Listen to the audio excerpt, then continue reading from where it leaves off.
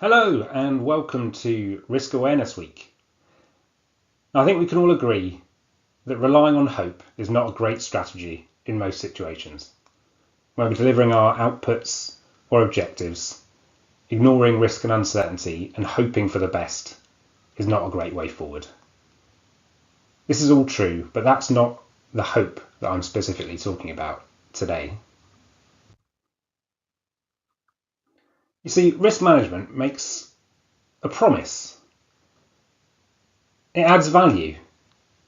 And there's these extracts from ISO 31000, the Orange Book in the UK, and Project Management Institute documents shows. Risk is intended to support better decisions.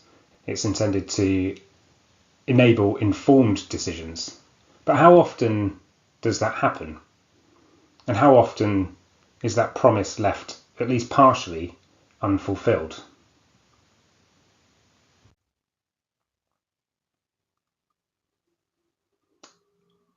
Teams will work really hard, writing risk management plans, running on risk identification workshops, carrying out risk assessment, identifying responses and controls, putting in a governance framework to make sure that all of that information is kept up to date, and then producing lots of reports. And there's a hope that those reports and all of that information generated will be useful for making strategic decisions. But often, those two worlds are on two different tracks. On the one hand, you have the risk process and risk reports and documentation. And on the other hand, you have the process used for making strategic decisions. And the bridge between the two often isn't there.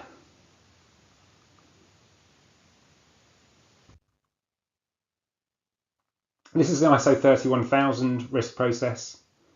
It's a generic process, and if it's put into the correct context, it can be useful for characterizing, identifying, assessing risks. And to some extent, it can help us to decide what to do about some of those risks. Some of those risks, and when I say some of those risks, I mean individual risks. So one-off, what should we do? Should we treat it? Should we respond? Should we tolerate? Those sorts of decisions.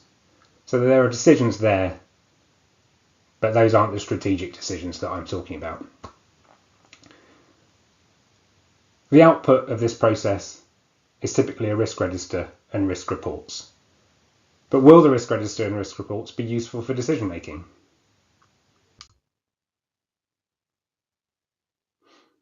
There's a bit of irony that whether the management information or those risk reports are helpful for decision making is quite often left to chance. So there's a bit of a mindset shift to make. So risk is secondary to other objectives. And to add most value, it needs to be set in the context and serve the interests outside of itself.